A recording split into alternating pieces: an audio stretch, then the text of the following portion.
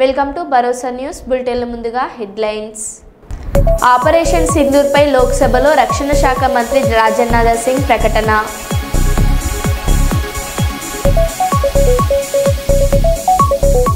కాసులకు కక్కుర్తిపడి జనాల ఆరోగ్యంతో చెలగాటం.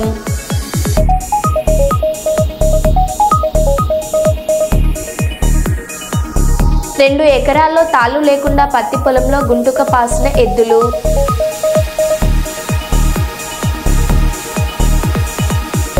రామగుండం పారిశ్రామిక ప్రాంతంలో భక్తి పారవశ్యం నడుమ నాగుల పంచమి వేడుకలు.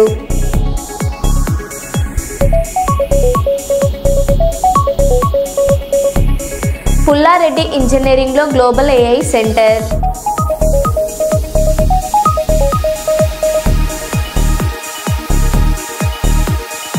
ఇక వివరాల్లోకి వెళ్తే కర్నూలు జి పుల్లారెడ్డి ఇంజనీరింగ్ కళాశాలలో గ్లోబల్ ఏఐ కాంపిటీషన్ సెంటర్ను సోమవారం ఏర్పాటు చేశారు. కళాశాల మెకానికల్ విభాగానికి చెందిన పూర్వ విద్యార్థులు రాఘవేంద్ర, రఘు, రమేష్ల సహకారంతో ఈ కేంద్రాన్ని ప్రారంభించారు. ఈ సందర్భంగా నిర్వహించిన కార్యక్రమంలో కళాశాల ప్రిన్సిపల్ శ్రీనివాసరెడ్డి మాట్లాడారు.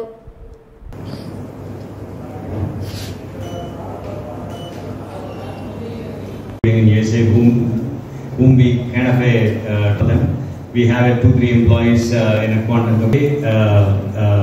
I can put as a very much used in our use cases cyber security. Where like previously, we have a threat intelligence and vulnerability management. Vulnerabilities where we have a lot of issues in terms of cyber security issues. Where like IBM and Google and a couple of companies are having a quantum computing machines. They are able to filter out cyber attacks and cyber security issues 99%. And AI and quantum computing is going to aggressively go where like some of the AI models and which will run for hours and minutes using quantum computing. So AI plus quantum computing is going to aggressively move us forward. But the only thing is quantum computing is very expensive right now. So that's where you can see the lot of papers and the international papers, everyone is talking about it. But I think if you ask anyone, did you implement quantum computing? They'll say no, we're just trying to. The machines are going to be cheaper, and then companies are going to deploy these quantum computing machines sooner in all the industries slowly. So we're seeing around like 100K per month and whatnot, which we can have placements in the Srinivas. We are all faculty members. And also our gurus Madhav Reddy and మేము ఇక్కడ నా పేరు Shri Raghu అద్విని from Chicago. ఇక్కడికి Pulla Reddy engineering college వచ్చాము మా team కూడా. So ఇక్కడ principal sir Srinivas Reddy గారితో కలిసాము. So we're setting up a global AI centre, artificial intelligence centre. So for all the students who are all getting passed out, we are trying to train them in AI and then Pythonలో తర్వాత AI competence సెంటర్లో train చేసి వాళ్ళని deploy చేస్తున్నాము హైదరాబాద్లో, బెంగళూరులో. నేను నా friend Ramesh Kumar EAlliance and నేను from Asoft consulting LLC. Thank you so much. Thanks for Pullareddy Engineering College management team and thanks to everyone visiting this event today. Thank you. న్యూఢిల్లీలో పార్లమెంట్ ప్రాంగణం ఒక్కసారిగా ఉరుకులు పరుగులతో మార్మోగింది. కాంగ్రెస్ పార్టీ జాతీయ నాయకురాలు శ్రీమతి ప్రియాంక గాంధీ గారి నేతృత్వంలో పెద్దపల్లి ఎంపీ గడ్డం వంశీకృష్ణ ఇతర కాంగ్రెస్ ఎంపీలతో కలిసి SIR ప్రక్రియపై తీవ్ర నిరసన తెలిపారు.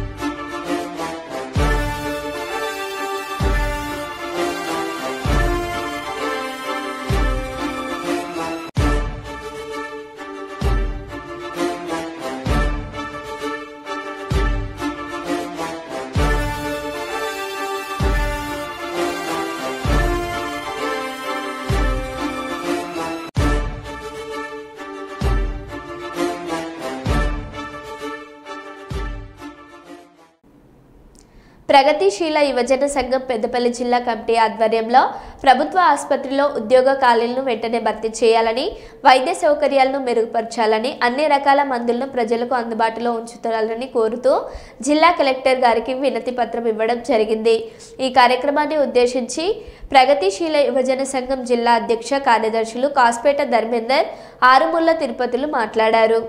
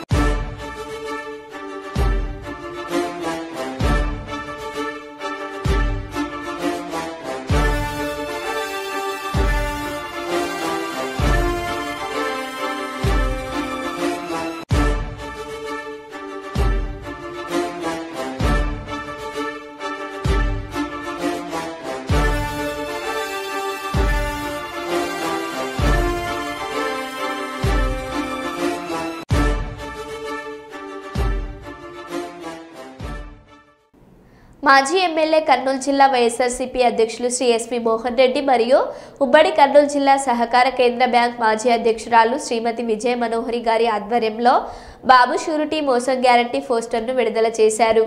ఈ సందర్భంగా శ్రీ ఎస్వి మోహన్ రెడ్డి మాట్లాడారు.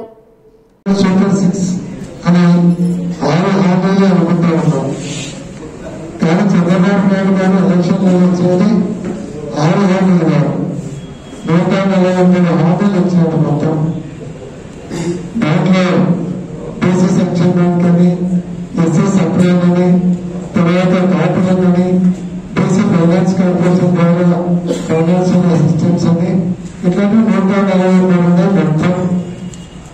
మొత్తం 143లో ఈ 6 కలిపితే 149 అయింది. దానికి వచ్చింది 2 నెలవచ్చారు. పెన్షన్ 3 రూపాయలు పెంచుతామని పెంచినాడు. తర్వాత తల్లి ప్రేమను పెట్టినాడు. తల్లి ప్రేమను కూడా 85 లక్షలు ఉంటాయి, కేవలం 54 లక్షల మందికి ఇచ్చినాడు. అంటే దాదాపు 40% మందికి ఇవ్వాల్సినాడు. ఇవ్వడం జరిగింది. ఇట్లాంటి కార్యక్రమాలన్నీ కూడా మనం జనంలోకి తీసుకుపోవాలి.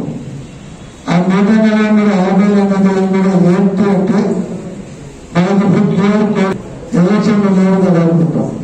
కానీ మనకు 2-3 నెలల్లో కార్పొరేషన్ ఎలక్షన్ వస్తాయి. మున్సిపల్ ఎలక్షన్ వచ్చినప్పుడు మనం కార్పొరేటర్ గెలిపించుకోగలిగితే లేకపోతే మున్సిపాలిటీలు మనకు పంపుతాం. ప్రభుత్వం ఉందా లేకుండా వేరే వాడు గట్టివాడు మన వాడు ఉంటే, కార్పొరేటర్ గట్టిగా ఉంటే మన తరఫున ఆ వాటిలో కానీ మన ప్రజలు చేసుకోవడానికి కానీ అవకాశం ఉంటుంది.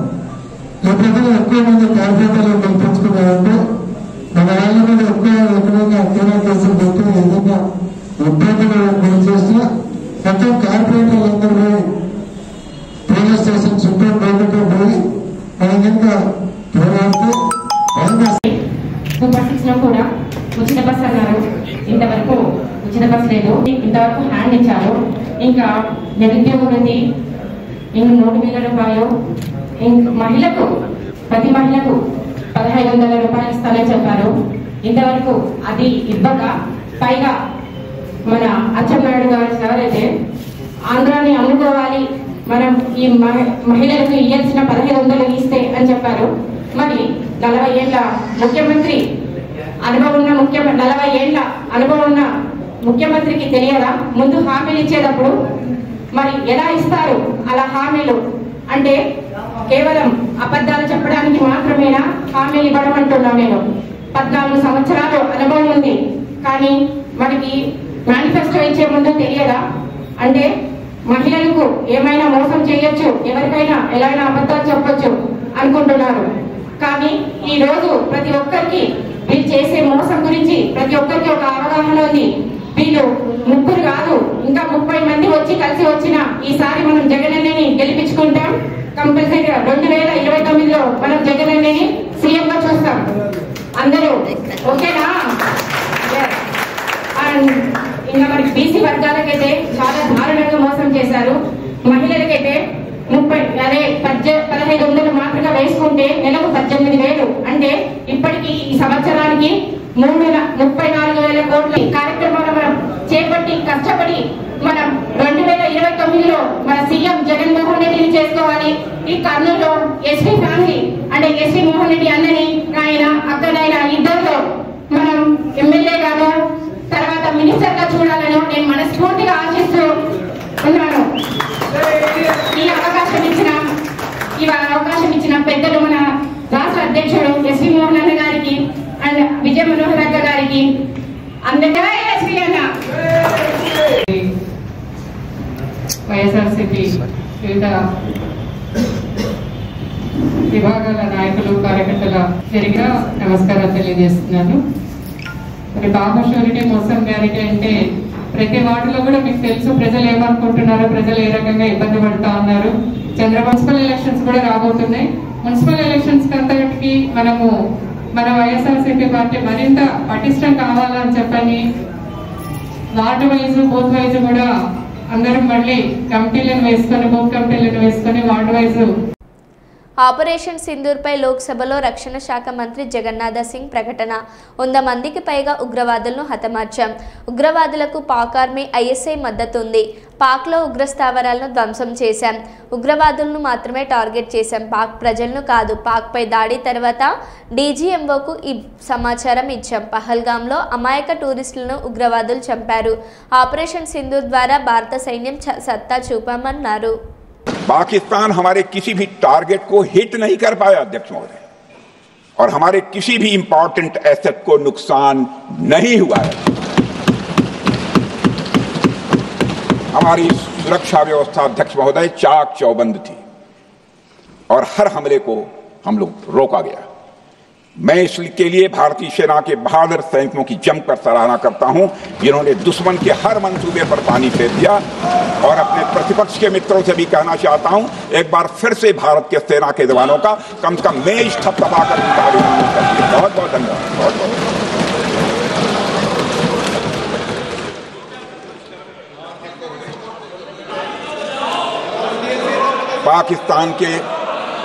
पाकिस्तान के इस हमले के जवाब में हमारी कार्रवाई साहसिक थी, ठोस थी और प्रभावी थी. भारतीय वायुसेना ने वेस्टर्न फ्रंट पर पाकिस्तान के हवाई अड्डों, command and control systems, military infrastructures और एयर डिफेंस सिस्टम को निशाना बनाया और इस मिशन को हमारी सेनाओं ने सफलतापूर्वक अंजाम देने में कामयाबी हासिल की. अध्यक्ष महोदय, हमारी सेनाओं ने चकलाला, सरगोधा, रफीकी, रहीम यार खान, जैकबाबाद, सुक्कुर और भोलारी जैसे बड़े एयरबेस पर प्रहार किया और पूरी दुनिया ने भारतीय वायुसेना के शौर्य और पराक्रम की तस्वीर देखी.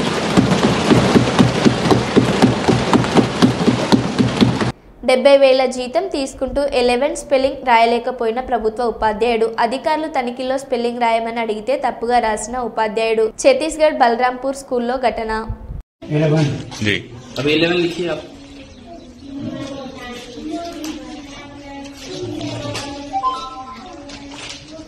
स्पेलिंग पढ़ते जाइएगा सर, एक बार दोहरा दीजिएगा स्पेलिंग को. बच्चों से बोलकर स्पेलिंग एक बार बताइएगा सर. AVENE. 11 ठीक है सर. 19 बताइए सर.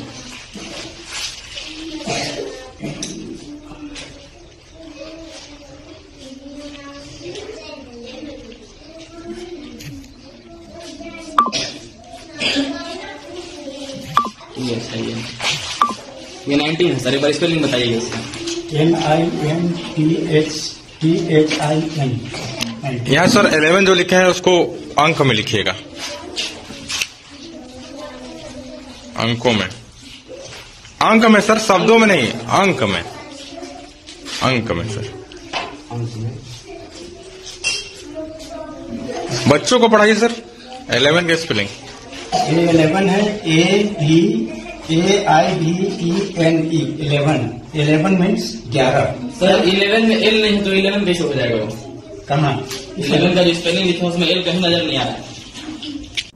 పాఠశాలలో పరీక్ష రాస్తూ 10వ తరగతి విద్యార్థిని మృతి చెందిన ఘటన సోమవారం ఉద్రిక్తతకు దారితీసింది. ఖమ్మం జిల్లా కూసుమంచి మండలం బోడియ తండాకు చెందిన ప్రతిమ గొల్లగూడెం ట్రైబల్ ఆశ్రమ పాఠశాలలో పరీక్ష రాస్తూ ఫిట్స్ వచ్చి కింద పడిపోయింది. ఆసుపత్రికి తీసుకెళ్లగా అప్పటికే మృతి చెందినట్లు వైద్యులు తెలిపారు. సిబ్బంది నిర్లక్ష్యం వల్లే మృతి చెందిందని తల్లిదండ్రులు ఆరోపించారు. విద్యార్థి సంఘాల నాయకులు ఆసుపత్రి వద్ద ఆందోళనకు దిగారు. కాంగ్రెస్ ప్రభుత్వం 18 నెలల పాలనలో సుమారు 40 మందికి పైగా కూడా విద్యార్థులు ప్రాణాలు కోల్పోతున్న పరిస్థితి కనిపిస్తా ఉంది. నేడు ఖమ్మం జిల్లాలో ఆశ్రమ పాఠశాలతో కూడా ఒక ట్రైబల్ విద్యార్థిని అనుమానాస్పదంలో మృతి చెందిన పరిస్థితి కనిపిస్తా ఉంది. అక్కడ ఉన్నటువంటి ఉపాధ్యాయులు ఎవరైతున్నారో వాళ్ళ హాస్పిటల్ తీసుకొచ్చాం, పిడిసి వచ్చాయని చెప్పి చెప్తా ఉన్నారు. మన పక్క తల్లిదండ్రులు మా విద్యార్థిని మా పిల్లకి ఎటువంటి వ్యాధులు ఏమి కూడా లేవని చెప్పి చెప్తా ఉన్నారు. మరి దీని మీద ఎంక్వైరీ చేసినటువంటి పోలీస్ యంత్రాంగము విద్యార్థి సంఘాలుగా వాళ్ళకి న్యాయం చేయాలని చెప్పేసి అడుగుతా ఉంటే అక్రమార్షణ చేస్తా ఉన్నారు. దీనికైనా మేము ప్రభుత్వం సాధించింది. ఖమ్మం జిల్లాలో 3 మినిస్టర్స్ ఉన్నారు. మరి నేటికి ఇప్పుడు విద్యార్థి చనిపోయి 4 గంటలు కావస్తా ఉన్నది.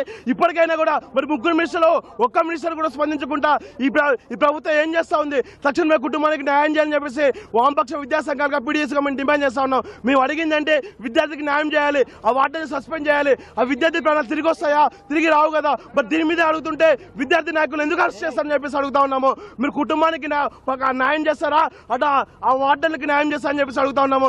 ఎంతమంది బలిదానాలు కావాలి తెలంగాణ అసలు? మా విద్యార్థులు చనిపోతే కనీసం తెలంగాణ ప్రభుత్వం స్పందించడం లేని చెప్పేసి కూడా మేము తెలియజేస్తా ఉన్నాం. కాబట్టి ఇప్పటికైనా ప్రభుత్వం స్పందించాలి, ఆ విద్యార్థి కుటుంబానికి న్యాయం చేయాలి, వాటిని తక్షణమే సస్పెండ్ చేయాలని చెప్పేసి కూడా మేము పీడీఎస్ వామపక్ష విద్యా సంఘాలు డిమాండ్ చేస్తా ఉన్నాం. కాబట్టి ఇప్పటికైనా ప్రభుత్వం స్పందించకపోతే ఆ కుటుంబానికి న్యాయం చేయేంత వరకు కూడా ఉద్యమాలు చేపడతామని చెప్పేసి కూడా మేము తెలియజేస్తా ఉన్నాము. అదేవిధంగా పోలీసు యంత్రాంగానికి ఒకటే తెలియజేస్తా ఉన్నాము, మేము మా విద్యార్థి పక్షాన్ని న్యాయం కోసం డిమాండ్ చేస్తా ఉన్నాము. మీ న్యాయం కోసం నిలబడాలనుకుంటే మమ్మల్ని అరెస్ట్ చేయడం కాదు, ఆ వార్డెన్ ఎవరుతున్నారో ఆమెను అరెస్ట్ చేసి స్టేషన్లో పెట్టండి, ఎంక్వైరీ చేయండి, ఆమెను సస్పెండ్ చేయించాలని చెప్పేసి మీరు న్యాయం చేయండి, న్యాయం కోసం పోవడం చేయాలని చెప్పేసి కూడా మేము ఈ సందర్భంగా తెలియజేస్తా ఉన్నాము. ఎమ్మెల్యేలు వివేకానంద మల్లారెడ్డిలతో కలిసి కొంపల్లిలో జడే ఆసుపత్రిని ప్రారంభించిన మల్కాజిగిరి పార్లమెంట్ సభ్యులు ఈటెల రాజేందర్. ఈ సందర్భంగా ఈటెల రాజేందర్ మాట్లాడారు.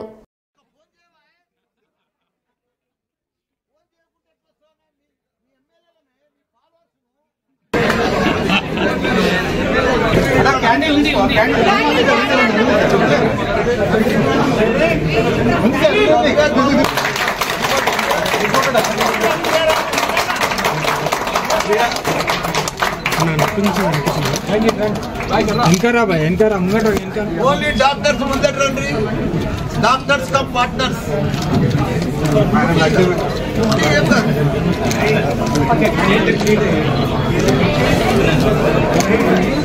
मैडम सकीना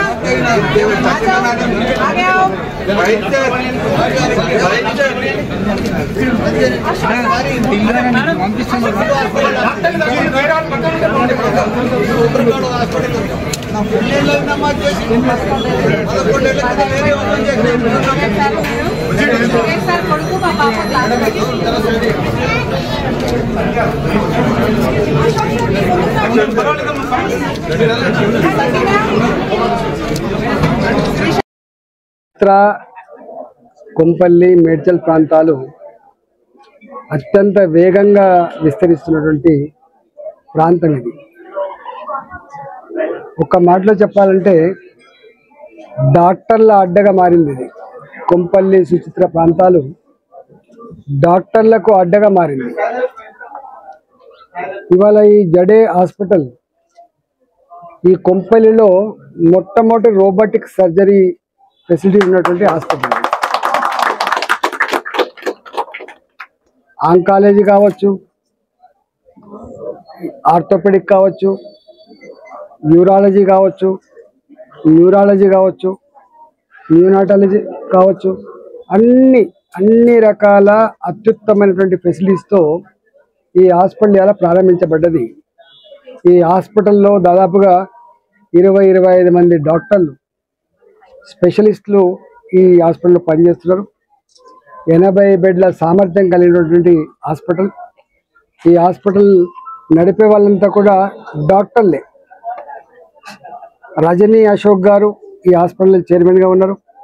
శైలజ గారు, శ్రీహర్ష గారు, ప్రియదర్శిని గారు, అదేవిధంగా కౌసర్ గారు. వారితో పాటుగా ఈ ప్రాంతంలోనే అనేక సంవత్సరాలుగా చిన్న హాస్పిటల్గా పెట్టి ఇక్కడ అవసరం ఉంది, ఇంక మరింత మెరుగైన వైద్య సేవలు, మరింత గొప్ప స్పెషాలిటీ సేవలు ఇక్కడ అందించాలన్నటువంటి భావనలో వీళ్ళంతా కలిసి పెట్టిండు. ఇలా డాక్టర్లు కలిసి పెట్టినటువంటి హాస్పిటల్ కాబట్టి ఇది సంపూర్ణంగా అభివృద్ధి చెందాలని, ఈ డాక్టర్లు ఈ ప్రాంత ప్రజానికానికి మంచి సౌకర్యాలు అందించాలని, పేదవాళ్లకు మధ్యతరగతి వాళ్ళకు కూడా అందుబాటులో ఉన్నటువంటి వైద్యం అందిస్తారని చెప్పి ఆశిస్తూ వాళ్ళకు శుభాకాంక్షలు తెలియజేస్తూ ఈ ప్రాంత ప్రజానికానికి ఈ గొప్ప సౌకర్యం అందినందుకు వారికి ధన్యవాదాలు. తాడిపత్రి నియోజకవర్గం తాడిపత్రి టౌన్లో 36వ వార్డులో మాజీ ఎమ్మెల్యే కేతిరెడ్డి పెద్దారెడ్డి గారి ఆదేశాల మేరకు బాబు షూరిటీ మోసం guarantee program Chandrababu recall manifesto Chandrababu కార్యక్రమం. ఈ కార్యక్రమంలో ప్రజల నుండి విశేష స్పందన లభించింది. చంద్రబాబు ఎలక్షన్ల టైంలో ఇచ్చిన హామీలను ఎంతవరకు అమలు పరిచారు, ఏ పథకాలు వస్తున్నాయని, గత జగన్మోహన్ రెడ్డి గారి పాలనలో సంక్షేమ పథకాలు ఎలా లబ్ధి పొందుతున్నారో అని వివరించడం జరిగింది.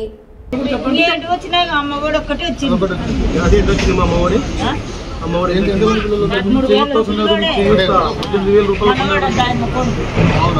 అంటే ఇద్దరుంటే ఇద్దరికి ఇస్తాము. అంటే పెద్ద పిల్లోడు బడికి పెద్ద పిల్లోడు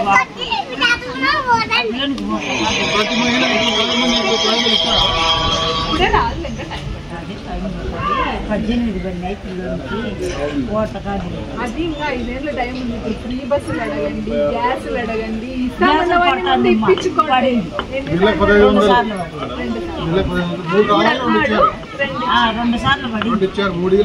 మనకి సంవత్సరానికి 3 ఇస్తామని చెప్పి. తెలంగాణ రాష్ట్ర అభివృద్ధిలో, ఆర్థిక ప్రగతిలో ప్రముఖ పాత్ర పోషిస్తున్న సింగరేణి సంస్థ సిఐఎండి బలరాం నాయక్ జన్మదినం సందర్భంగా మంగళవారం బలరాం బలగం ఆధ్వర్యంలో రామగుండం ప్రాంతంలో పలు సేవా కార్యక్రమాలు చేపట్టారు. ఈ మేరకు Balaram Naik social media Ramagundam convener Kadamanda Srihari ఆధ్వర్యంలో బీసీ గురుకుల బాలికల పాఠశాలలో సింగరేణి ఫారెస్ట్ డివైజీఎం కన్నా నాయక్ చేతుల మీదుగా వాల్ మౌంట్లు, ఫ్యాన్లు బహుకరించారు. ఈ సందర్భంగా కడమండ శ్రీహరితో కలిసి కన్నా మాట్లాడారు. హ్యాపీ బర్త్డే బలరాం సార్ అని చెప్తామా? Happy birthday Balaram sir, happy birthday